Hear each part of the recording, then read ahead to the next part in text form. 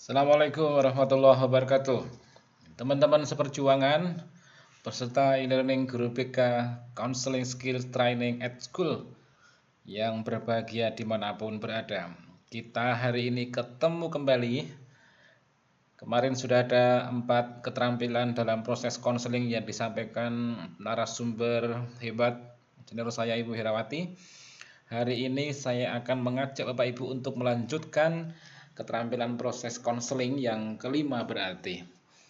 Beberapa keterampilan kemarin banyak disampaikan Bapak kita Prof. Mungin, namun memang sengaja hanya beberapa keterampilan yang spesifik yang akan kami sampaikan secara detail dan tuntas.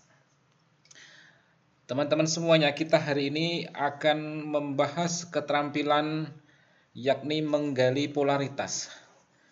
Saya yakin tidak asing di telinga dan pikiran kita apa itu polaritas. Polaritas itu adalah pertentangan. Penganut Freudian selalu ingat dan memakai dorongan id, ego dan superego.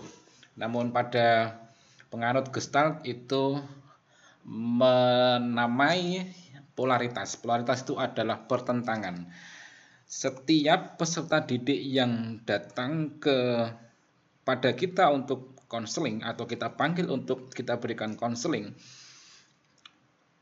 senantiasa mengalami sebuah pertentangan-pertentangan.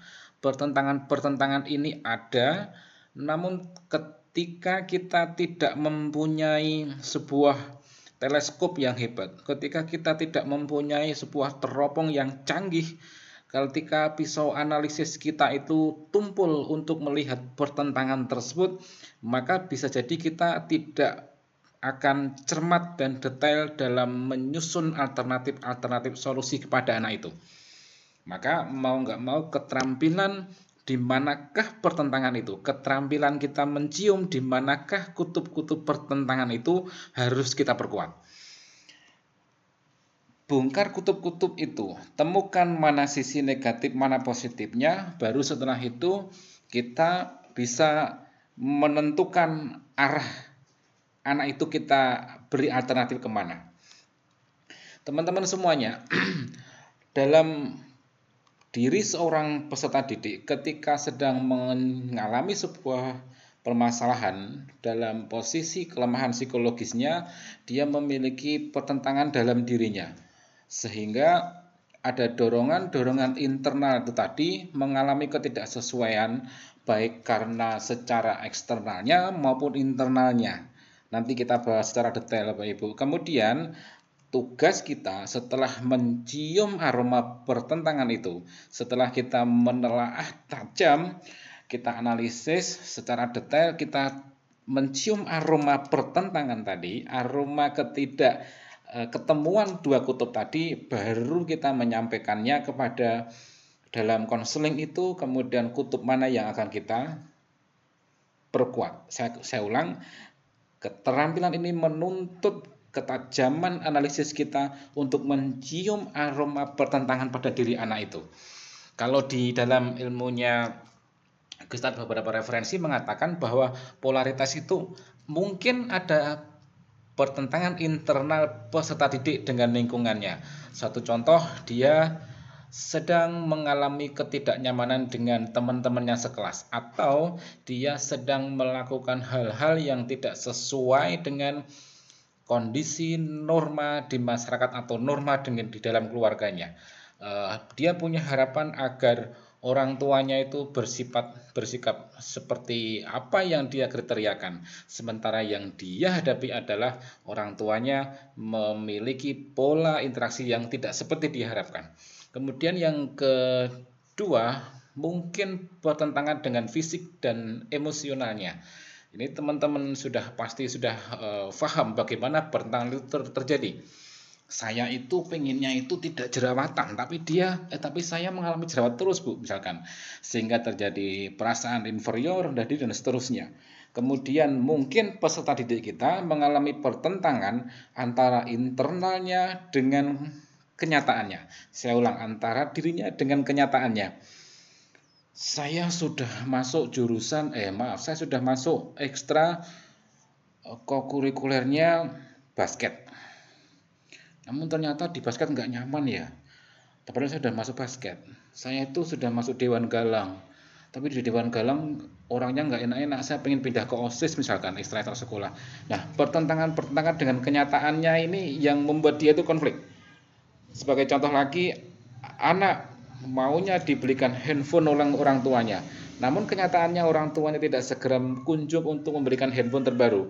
Hal-hal seperti ini mengajak atau menciptakan pertentangan-pertentangan serius yang akhirnya menimbulkan permasalahan yang mengajak dia untuk mengikuti sesi konseling. Nah, Bapak Ibu sekalian, kita diskusikan seperti ini ya Bapak Ibu.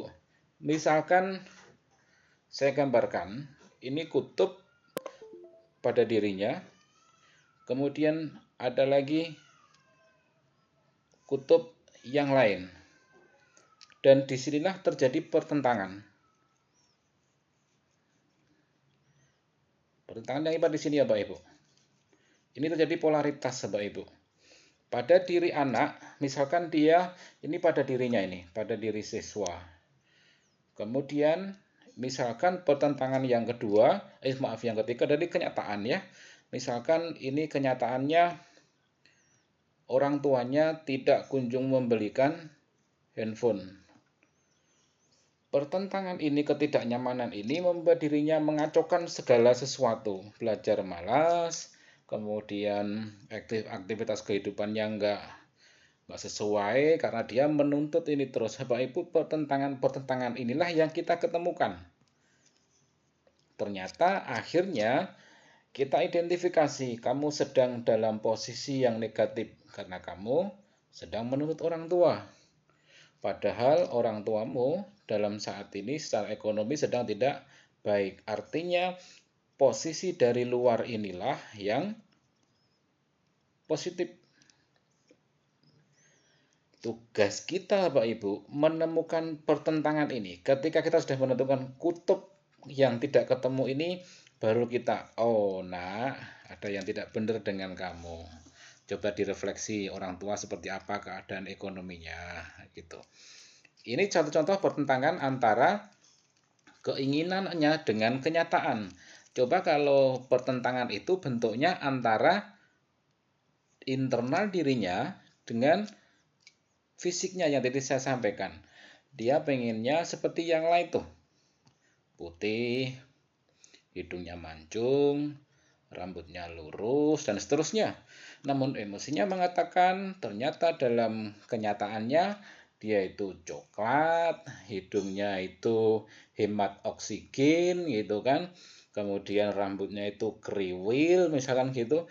Nah, pertentangan ketidaknyamanan ini ya Pak Ibu terkadang belum bisa kita temukan gara-garanya si peserta didik itu dalam mengutarakan permasalahannya itu berputar-putar. Saya sering diejek Bu gini-gini dan seterusnya, tapi intinya adalah pertentangan ini. Nah, maka saya menyampaikan kecerdasan seorang guru bimbingan konseling diantaranya adalah menemukan pertentangan-pertentangan ini. Jangan sampai polaritas ini tidak tercium pada diri kita. Jangan sampai polaritas ini lewat dari teleskop, kacamata, atau pisau analisis kita ketika menghadapi anak curhat. Karena begitu ini nggak ketemu, esensi dari polaritasnya nggak ketemu, bisa jadi kita akan belok dalam menentukan alternatif-alternatif solusinya. Bapak Ibu, itu yang kita bahas pagi hari ini. Nanti kita teruskan di materi yang kedua. Terima kasih. Saya akhiri. Assalamualaikum warahmatullahi wabarakatuh.